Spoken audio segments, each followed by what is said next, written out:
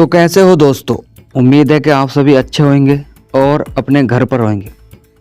तो पेश हैं आज की 10 बड़ी मुख्य खबर। महाराष्ट्र के केमिकल कारखाने में आग लग गई। काबू पाने के लिए कड़ी मशक्कत कर रहे दमकल कर्मी। महाराष्ट्र के पालघर में एक केमिकल फैक्ट्री में रविवार को भीषण आग लग गई। फैक्ट्री में लगी आग इतनी भयावह थी कि आग ने पास में बने एक और फैक्ट्री को अपनी चपेट में ले लिया। हालांकि इस हादसे में अभी तक किसी के हताहत होने की कोई सूचना नहीं है। महाराष्ट्र के पालघर जिले के बोईसर तारापुर MIDC में एक केमिकल फैक्ट्री में रविवार को भीषण आग लग गई। मामले में अधिकारियों ने बताया कि UK aromatic and chemical company में लगी भीषण आग ने सलबाड़ शिवाजी नगर इलाके में एक बगल की केमिकल यूनिट को भी अपनी चपेट में ले लिया था। फिलहाल आग बुझाने के लिए अग्निशमन कर्मियों की तरफ से प्रयास किए जा रहे हैं। अधिकारियों के अनुसार इस घटना में अभी तक किसी के घायल होने की कोई खबर नहीं मिली है। अधिकारियों ने बताया कि आग से तबाह UK aromatic and chemicals factory के परिसर से श्रमिकों के बाहर निकाल जाने से एक बड़ी आपदा टल गई है। आग लगने के कारणों का तत्काल पता नहीं चल सका। वहीं इस घटना के सामने आई वीडियो में जलती हुई औद्योगिक इकाई से काले धुएं का गुबार निकलता दिख रहा है। पालघर अग्निशमन नियंत्रण कक्ष के अनुसार उन्हें शाम करीब 6:20 पर यह घटना की सूचना मिली। इसके बाद तुरंत अग्निशमन अभियान शुरू किया गया। आग बुझाने के लिए कई दमकल गाड़ियां और पानी के टैंकर मौके पर भेजे गए। करीब 2 घंटे बाद भी आग पर काबू नहीं पाया जा सकता। प्रदेश के 8 पार्ट मुख्य बिजली अभियंता ले सकते हैं। BRS 1 जनवरी को मनाया जाएगा काला दिवस। यूपी में बिजली के निजीकरण को लेकर कर्मचारियों का प्रदर्शन आक्रामक होता जा रहा है। उधर अभियंताओं के निलंबन के बाद 8 मुख्य अभियंता BIS लेने की तैयारी में हैं। उप्र पावर ऑफिसर एसोसिएशन का दावा है कि बिजली कंपनियों में बड़ी संख्या में अभियंताओं के निलंबन के बाद अब 8 से ज़्यादा मुख्य अभियंता स्वैच्छिक सेवानिवृत्त BRS से लेने की तैयारी में है। अगर ऐसा हुआ तो यह ऊर्जा क्षेत्र के इतिहास का पहला मामला होगा। Uttar Pradesh power officers association की रविवार को फील्ड हॉस्टल में हुई बैठक में अभियंताओं पर हुई कार्यवाही पर रोष जताया गया। पदाधिकारियों ने कहा कि पहली बार विद्युत वितरण क्षेत्र के 8 मुख्य अभियंता स्वैच्छिक सेवानिवृत्त BRS की लाइन में लगे हैं। इससे ज़्यादा अंदाज़ा लगाया जा सकता है कि वर्तमान में बिजली निगमों में अभियंता अपने मान सम्मान को बचाने के लिए नौकरी के आखिरी समय में स्वयं नौकरी से अपने को अलग कर घर में बैठना उचित समझते हैं।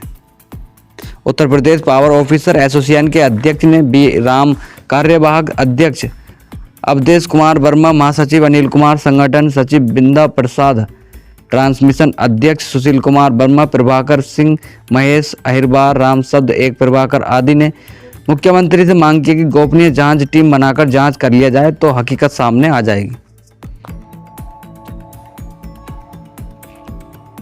दक्षिण कोरिया के मुहान में एक हवाई अड्डे पर रविवार को जेजू एयर का यात्री विमान रनवे से फिसलकर आग की चपेट में आ गया, जिसमें 181 लोग सवार थे। दक्षिण कोरिया की योनहाप समाचार एजेंसी के अनुसार दुर्घटना में 2 लोगों को छोड़कर सभी लोग बच गए। एजेंसी के अनुसार जेजू एयर की उड़ान 7C216 में 175 यात्री और 6 चालक दल के सदस्य सवार थे। विमान बैंकॉक से लौट रहा था और इसके यात्रियों में 2/3 नागरिक भी शामिल थे। स्थानीय समाचार चैनलों द्वारा साझा किए गए इन विमान को हवाई पट्टी पर फिसलते हुए देखा गया, जिसका लैंडिंग गियर अभी भी बंद था और वह हवाई अड्डे के बाहरी इलाके में एक कंक्रीट की दीवार से टकरा गया। योनाप के अनुसार अग्निशमन अधिकारियों ने कहा कि दुर्घटना में बच गए 2 लोगों को छोड़कर सभी लापता लोगों की मौत हो गई। दक्षिण कोरिया के कार्यवाहक राष्ट्रपति चोई सांग मोक जी ने पिछले कार्यवाहक राष्ट्रपति पर महाअभियोग चलाए जाने के बाद देश का अंतरिम नेता नियुक्त किया गया था।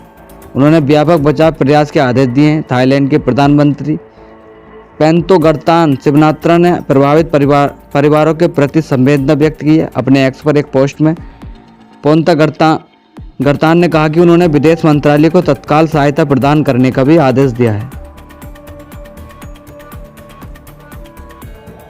BPSC के खिलाफ बिहार की राजधानी पटना में छात्रों को प्रदर्शन जारी है। रविवार की शाम प्रदर्शन कर रहे छात्रों ने अपनी मांगों को लेकर सीएम नीतीश कुमार के आवास तक मार्च निकालने की कोशिश की। हालांकि पुलिस ने छात्रों को ऐसा करने से रोक लिया।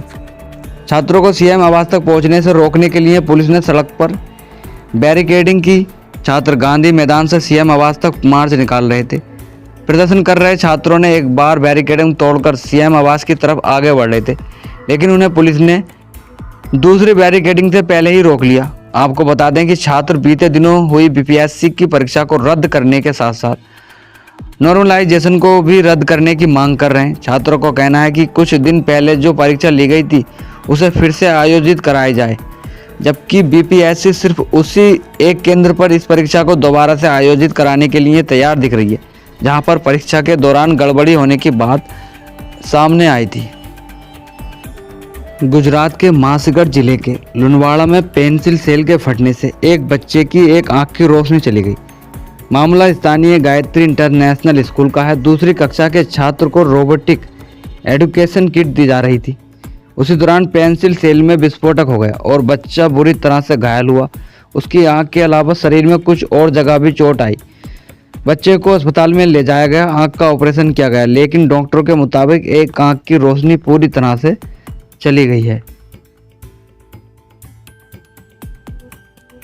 भाजपा सांसद मुकेश राजपूत इलाज के बाद फर्रुखाबाद लौट आए। 10 दिन पहले 19 दिसंबर को संसद में हुई धक्का मुक्की में घायल हुए थे। उन्हें दिल्ली के अस्पताल में भर्ती कराया गया था। रविवार को उन्होंने प्रेस कॉन्फ्रेंस में सपा मुखिया अखिलेश यादव पर पलटवार किया। कहा, इस्तीफा देने को तैयार हैं, हिम्मत है तो और माँ का दूध पिया है। अगर अखिलेश ने तो खुद इस्तीफा दे। 5000 से कम वोटों से जीतने वाले अपने सांसदों से भी इस्तीफा दिलाए, फिर चुनाव लड़े। पता चल जाएगा कि जनता से जीता सांसद और सर्टिफिकेट वाला सांसद कौन है। सांसद के घायल होने पर अखिलेश ने तंज कसा था।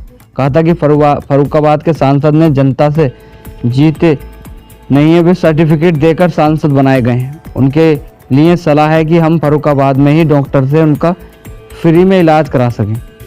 अखिलेश यादव के डॉक्टर नवल किशोर साक्य से इलाज करवाने की सलाह पर सांसद ने कहा, अखिलेश यादव सबसे पहले अपने दिमाग का इलाज उनसे करवा लें। कोई भी समस्या हो तो AIIMS PGI ने जाकर डॉक्टर नवल किशोर से इलाज कराएं। सांसद ने कहा, अखिलेश यादव के समय कैसे सर्टिफिकेट छीन जाते थे, यह तो किसी से छिपा नहीं है। 2014 में उन्होंने ऐसे व्यक्ति को प्रत्याशी बनाया जिसके लिए कहा जाता था कि ऊपर केरल के वर्तमान राज्यपाल आरिफ मोहम्मद खान 5 साल के राजनीतिक रूप से उथल पुथल भरे कार्यकाल के बाद राज्य को अलविदा कह दिया।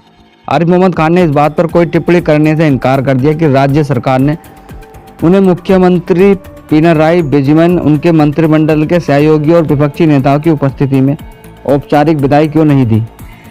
केरल के निवर्तमान राज्यपाल आरिफ मोहम्मद खान, जिन्होंने अपने 5 साल के राजनीतिक रूप से अशांत कार्यकाल के दौरान वाम लोकतांत्रिक मोर्चा LDF सरकार, वामपंथी छात्र संघों पर भारतीय कम्युनिस्ट पार्टी, मार्क्सवादी CPIM के खिलाफ अक्सर आक्रामक रुख अपनाकर राज्यपाल कार्यकाल की परंपराओं को तोड़ा। रविवार 29 दिसंबर 2000 बिहार के नए राज्यपाल के रूप में पदभार संभालने के लिए राज्य छोड़ दिया। तिरुवनंतपुरम हवाई अड्डे पर पत्रकारों द्वारा घेर लिए जाने के बाद श्री खान ने इस बात पर कोई टिप्पणी करने से इनकार कर दिया कि राज्य सरकार ने उन्हें मुख्यमंत्री पिनराई विजयन, उनके कैबिनेट सहयोगी और विपक्षी नेताओं की उपस्थिति में औपचारिक विदाई क्यों नहीं दी। श्री खान ने कहा कि वह सुख हैं यादव के साथ केरल को अलविदा कह रहे हैं और उनके पास सभी के लिए केवल अच्छे शब्द हैं। श्री खान ने अपनी पूर्ववर्ती P सदाशिवम के साथ उनकी तुलना करने के प्रयासों पर कड़ी आपत्ति जताई, जिन्हें 2019 में पिनराई विजयन सरकार ने शानदार विदाई दी। 1 जनवरी से जम्मू कश्मीर में 2 पश्चिमी विक्षोभ आने की संभावना है और अधिक बर्फबारी होगी। अंदाजा लगाया गया 3 से 6 जनवरी के दौरान ताज़ा बर्फबारी की संभावना से इनकार नहीं किया जा सकता, जबकि कुछ ऊंचे इलाकों में माध्यम से बर्फबारी की संभावना है। मौसम विज्ञान केंद्र श्रीनगर ने आज कहा कि एक के बाद 2 पश्चिमी विक्षोभ WLD-01 जनवरी से जम्मू कश्मीर और आसपास के भागों को प्रभावित करने की संभावना है। मौसम विज्ञान ने केंद्र श्रीनगर एक अधिकारी ने बताया कि 29 से 30 दिसंबर तक मौसम शुष्क रहने की संभावना है। उन्होंने कहा कि 1 जनवरी से लगातार 2 पश्चिमी विक्षोभ WUD जम्मू कश्मीर और आसपास के क्षेत्रों को प्रभावित करने की संभावना है। उन्होंने कहा कि 1 से 2 जनवरी को कमजोर पश्चिमी विक्षोभ के कारण आमतौर पर बादल छाए रहने तथा पहली शाम रात से दूसरी सुबह तक छिटपुट स्थानों पर हल्की बर्फबारी होने की उम्मीद है।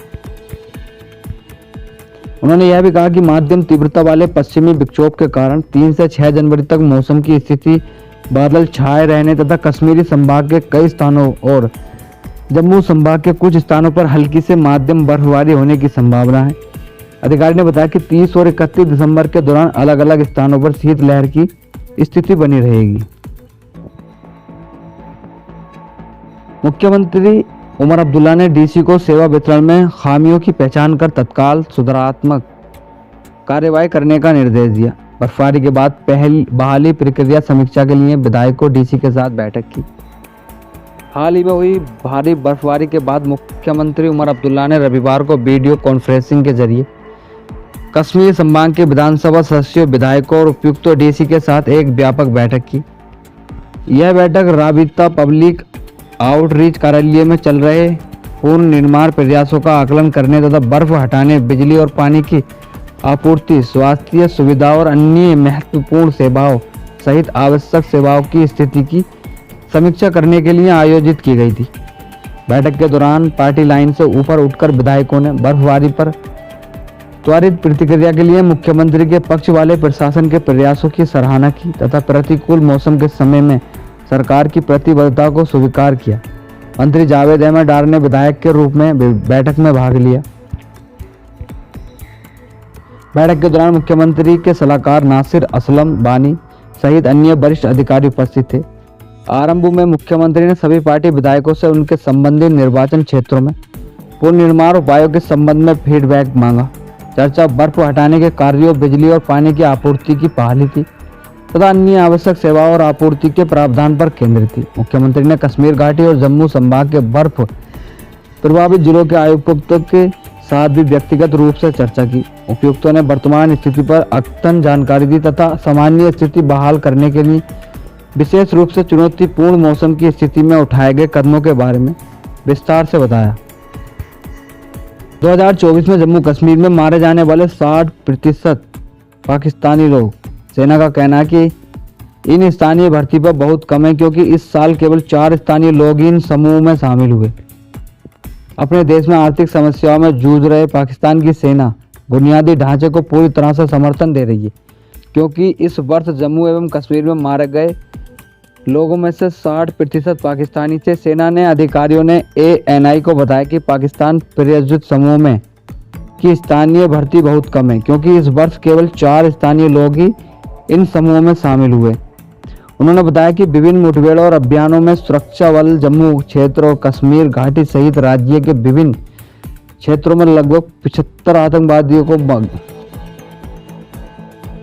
मार गिराने में सफल रहे तथा साथ ही नियंत्रण रेखा पर द्वारा घुसपैठ के प्रयासों के दौरान भी मुठभेड़ हुई। उल्लेखनीय है कि पाकिस्तान को पारंपरिक रूप से विश्व के लगभग सभी भागों में निर्यात करने वाले अपने लोग सबसे बड़े केंद्रों में से एक माना जाता है जिसका मुख्य लक्ष्य भारत है।